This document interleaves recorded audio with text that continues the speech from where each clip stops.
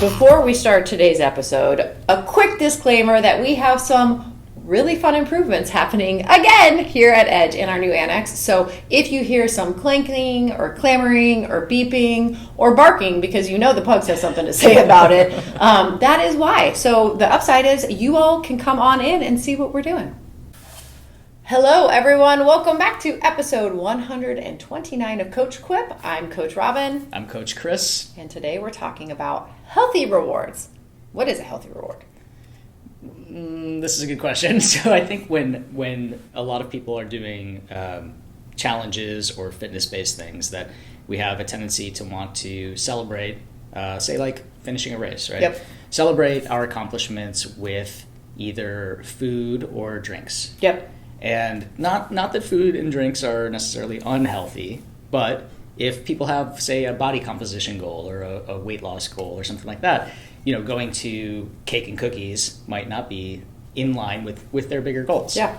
So today we're talking about things that are sort of, I avoid, like the word unhealthy is kind of, I avoid trying to label things as good or bad. Yep.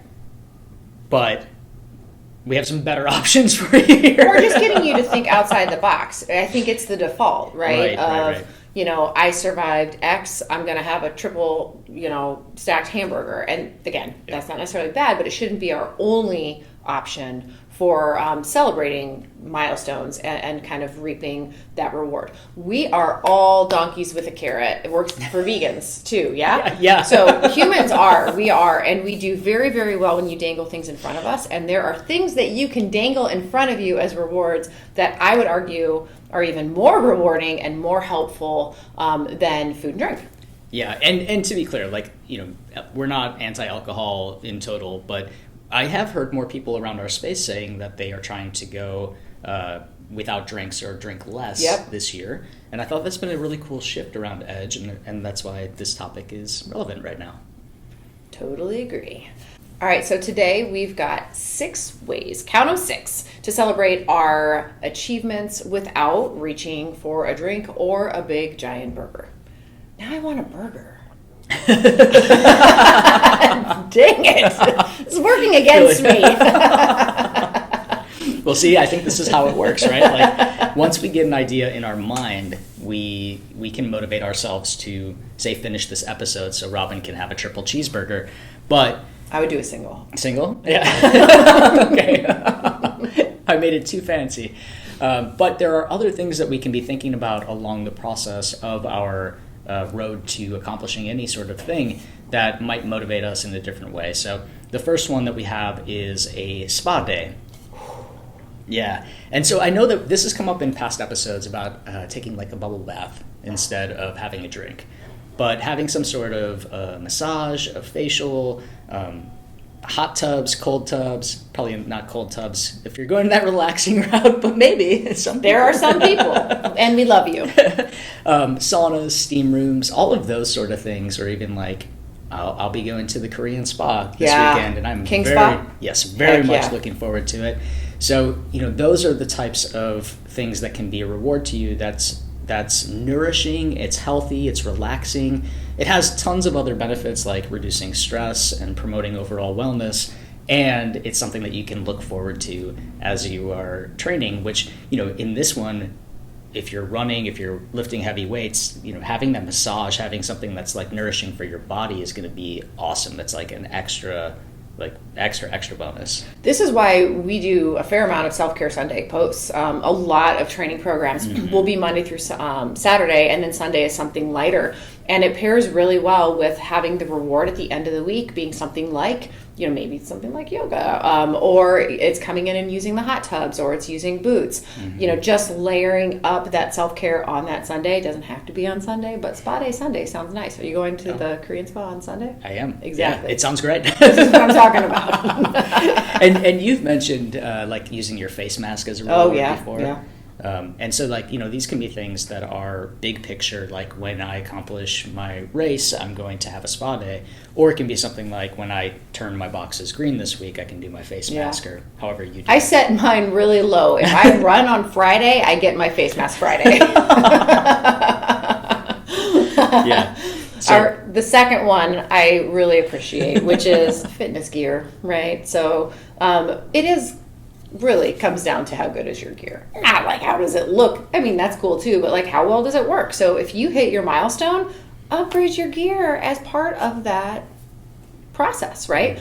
A couple of years ago, I got back into long stuff on trail, and really my watch was pretty old. I mean, I like to hold on to things, make them last, and it was working kind of. I needed a little resuscitation every now and then, but it was also clunky. But I really wanted to race with a new watch, so I made a deal with myself of once I get past my peak mileage, it's a 3-week taper, right? So plenty of time in those 3 weeks to try out a new piece of gear. Once I made my my peak green, all green, then I could order my new watch and test it out over the next 3 weeks. And then I was really proud on race day, even before I started, because I had this new thing that I earned, right? And I earned and I proved it to myself. I love that. That's great. And, some of this gear needs constant upgrading too. Like if you're running in your shoes a lot, you need a new pair of shoes at a certain point or your body's going to fall apart. And so this is something that you can motivate yourself at certain mile markers to. You could ID a pair of shoes. That would be a great fitness gear upgrade. Nike's got their ID program where a lot of models, you can make them your own. And it's like not much more. It's like $10 to $15 more. It takes a little longer, of course, because they're making them custom for you. But you can pick your colors and your shoes, lace colors and the bottom colors, and you can sometimes even put like initials or little words on them. I had ones that said Brave More. I mean, they were my favorite shoes for a long time, so this would be good. Now I want to ID shoes too. I'll do that and eat that burger in a bit. I know a guy who can hook you up. Number 3 is outdoor adventure or travel. So once you hit your milestone or achieve what you were shooting for, this is a great time to schedule a vacation. I think that's an awesome celebration.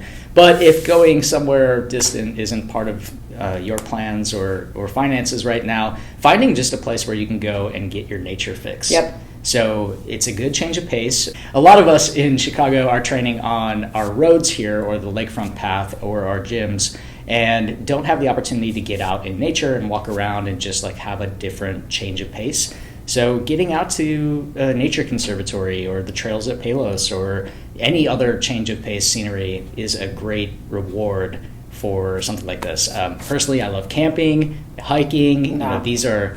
That doesn't work for me. Like just the sleeping in the tent. I'll take everything else. But you love trails. Yeah, absolutely. Yeah. So, get that change of pace outside of the city, just a different location, and reward yourself with some time away.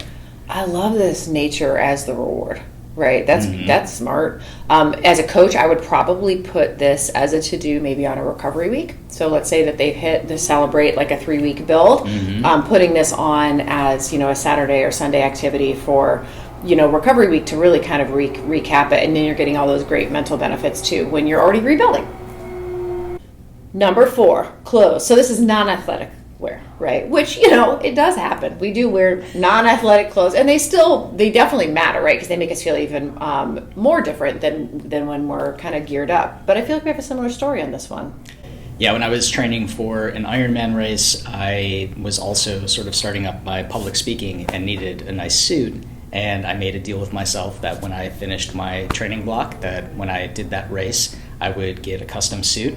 And I won my category in that race, and then I have like a little first place in the inside, embroidered inside the suit. And yeah, you're right. Like every time I wear it, I feel awesome. I feel powerful, and it brings up such great memories of that training process, of that race, and just like being really proud to wear that suit. You still have it? Yeah. Heck yeah. Yeah.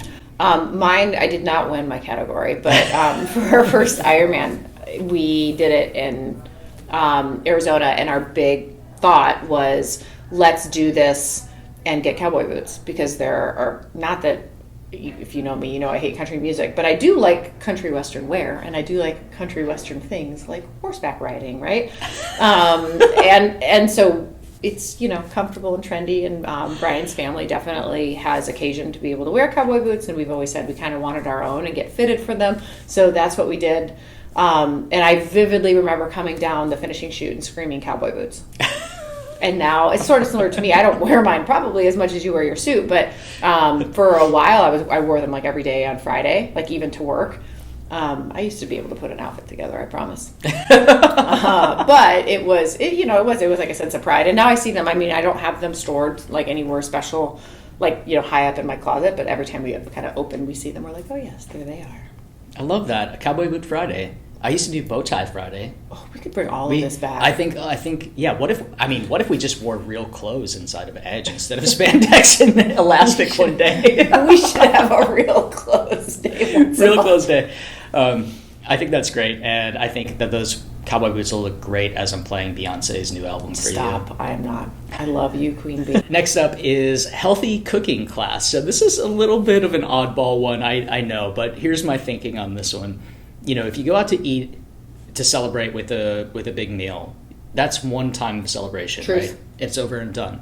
If you learn how to cook great healthy food for yourself, that can be a lifetime of betterment, right? Of like eating well at home, of feeling confident in the kitchen, of knowing what you should make and how to make it. So I think that's a great reward. I agree. And also, going back to our would you rather, I'm team personal chef. I wish I had a personal chef. I wish that someone listening, please, he'll do a trade with you. I will coach you, chef for me. I love eating at home because my household has very specific dietary needs, and it's hard to go out to eat. Right. But I don't like how much time it takes, and to have that reward of of knowing what to make, of being able to plan out batch cooking, or just to make it a little bit easier, I think is a great way. Yeah, to do it. I love that. It's investing in your skills, which I think is a really cool way, and it's ultimately going to make you a healthier, happier person too. Mm-hmm. My last one is kind of number 6, is sort of the same idea of offloading things, but it's offloading chores. I love this one. So we have an athlete here that when they hit their milestones, and I think they do it on a weekly basis, they hate laundry, like hate with a capital H, which is funny because I like laundry. I'm like, how much would you pay me? And so when they hit their milestone, that is their cue that for that next week, they are able to drop off their laundry for a laundry service. Just like to a laundromat, nothing like crazy, like everything's getting dry cleaned, right? But that's how they earn the ability to, go green, and then they earn the ability to not have all of that extra time dedicated to a chore that they hate. But I love that because it means then that you're investing your time in the thing that's ultimately making you a better athlete and a better human. And because of that, you're able to take away time of stuff you just really don't want to do, which I'm down for. Yeah, I would much rather have someone cook me dinner or do my laundry than eat a donut or have a whiskey. Like, honestly. Yeah, that is true. Like, if you think about it in terms of rewards, these are just really practical rewards, and that's such a smart one. And I will, if you need me to do your laundry and be listening, I'm your girl. I love it. Well, there you have it. Those are 6 different ways that you can reward yourself or celebrate your milestones without turning to sweets or alcohol. You should take the time to celebrate yourself. I think we've been having conversations as coaches of ways to celebrate the accomplishments and achievements of our community, and it's something that we certainly encourage you to do for yourself as well. And we also know that there are more than 6. So please, please, please message us, tag us in your rewards, because we want to know what else you guys have going on. Always looking for ideas to celebrate. Till next time, I'm going to go get my burger. Thanks for listening to Coach Quip. Original music performed by Mend. Follow us online on Instagram, Facebook, and Twitter at Edge Athlete Lounge. Our podcast lives in the blog section of our website. Don't forget to subscribe, rate, and review this podcast, and you can check out the show notes for additional ways to contact us. Ready, set, onward we go.